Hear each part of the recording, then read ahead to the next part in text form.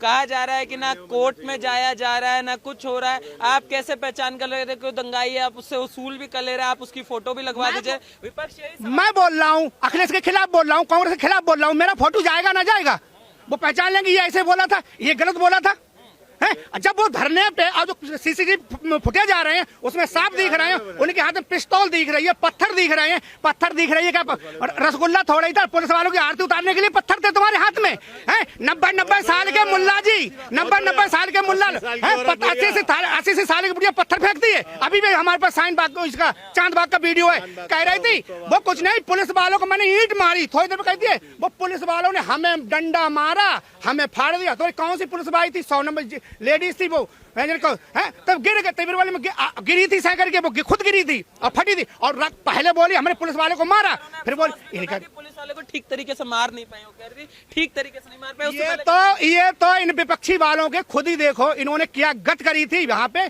मुस्लिम महिलाओं को पहना उड़ा के, बुरखा पहना के, अमित मिश्रा पे इतने पत्थर फेंकवाए, डीसीपी था, मरते मरते बचा था। इन महिलाओं से मैं पूछना चाहता हूँ कि जिस सरकार ने तुम्हें ट्रिपल तलाक से आजादी दी, जिस सरकार तुम्हें इसने घिनौने पाप से बचाया, हलाला से बचाया है, और उन्हीं कर्मचारियों को तुम पत्थर से मार रही हो, ऐसे घेर घेर के मार रही हो। आज उन्हीं की आज बीजेपी की बदौलत ही औरतें, मुसलमान की औरतें रोड पे आ रही हैं, ये बीजेपी की बदौलत ही है। और नहीं तो घर से बाहर नहीं निकलते, जहां घर से इन्होंने कदम बाहर रखा और तलाक सपने में तलाक दे देते थे ये लोग, अब वो बंद हो गई इनकी।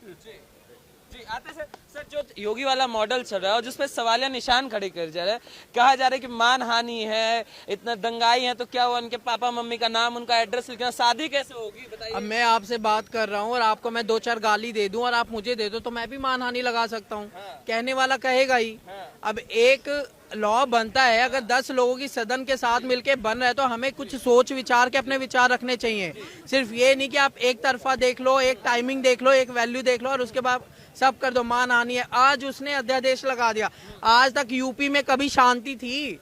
हर एक पल में तो चाकुओं और गोले चलते थे, घर घर के लोग मरते थे। आज यूपी में चाहे जो जितना भी कह ले, रिलैक्सफुली जाके अपना लाइफ जी रहे हैं लोग और कर रहे हैं। और ज्यादातर यूपी एंड बिहार के लोग अब आना बंद हो गए पर्टिकुलर देशों में। अपनी मनमानी कर रहे हैं ना, विपक्ष कह रहे हैं अपनी मनमानी कर रहे हैं, किसी को सुनते ही। हिंदू अगर बोल दे मैं हिंदू है तो मनमानी है, मुस्लिम है तो मुस्लिम भी तो बोलता है ना मैं इस्लामिक हूँ, सिख है तो सिख भी बोलता है मैं सिख हूँ, हिंदू बोले तो उसमें क्या फट रही है किसकी।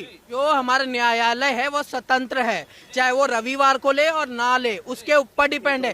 कोई गवर्नमेंट आपको प्रेशर नहीं करती।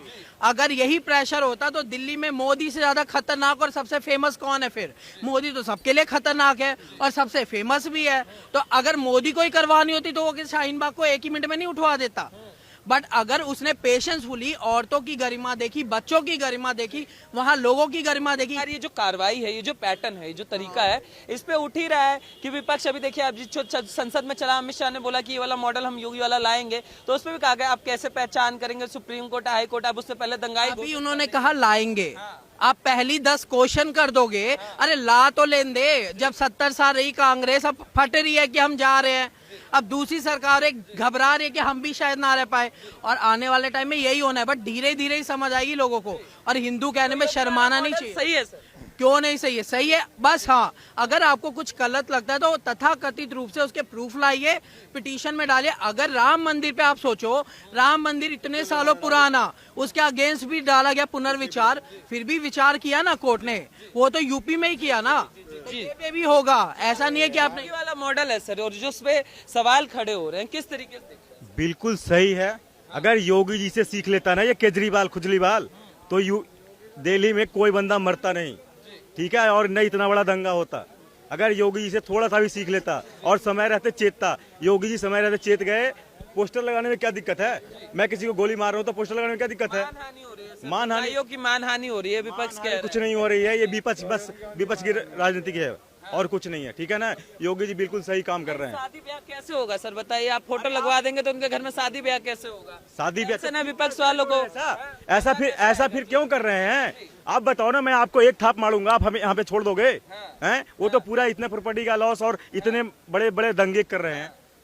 तो उनके पापा मम्मी का नाम, उनके घर का, ये सब वो कह रहे घसीटना, ये हाँ जी बिल्कुल कैसे होगा सर? घर में कोई बेटी नहीं, भरे चौराहे में तो गधे पे बैठा के पूरा पोताई करके उनको घुमाएं, और ये बहुत अच्छा निर्णय है। इसका विरोध करने वाले अपना वोट बैंक देख रहे हैं। आप मुझे बताइए, जिसके घर में शादियां होने वाली थी, जिसके घर में बेटा पढ़ने वाला, 15 साल के बच्चे को जलाया गया है दंगे में, बेवजह तेजाब फेंकी गई है। और केजरीवाल और ये जो मुख्यमंत्री जी योगी जी फार्मूला यहाँ पे लागू करना चाहिए।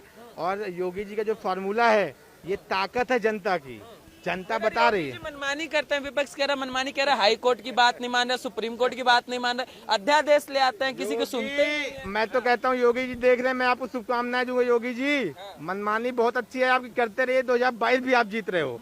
और मैं सच्चाई बताऊं आपको, ये बताइए, पुलिस वाले जवान शहीद होते हैं, उनका कोई मानवाधिकार, पत्थर मारे जाते हैं, और चोरों का मानवाधिकार, उनको शांति दूत जो है वहाँ बैठे हुए हैं, उनको जो गद्दार हैं उनका मानवाधिकार है। गद्दारों का कौन सा मानवाधिकार होता है भाई? चोरों का कौन सा मानवाधिकार होता है? बैंक से लोन लोगे, नहीं चुकाओगे, पोस्टर लगा देगी, बेइज्जत करेगी, नहीं चुकाओगे। कोर्ट की तो मान ली होगी जी, बताइए हाई कोर्ट ने कहा उतरवा लीजिए, सुप्रीम कोर्ट ने कहा 3 बेंच के जज फैसला करेंगे, तब तक मैं अध्यादेश ला लिए, कह रहे हम तो पीछे हटेंगे ही नहीं। मनमानी तो कर रहे हैं ना। बिल्कुल, अगर पीछे हटे तो ये नकारात्मक शक्तियों की जीत हो जाएगी।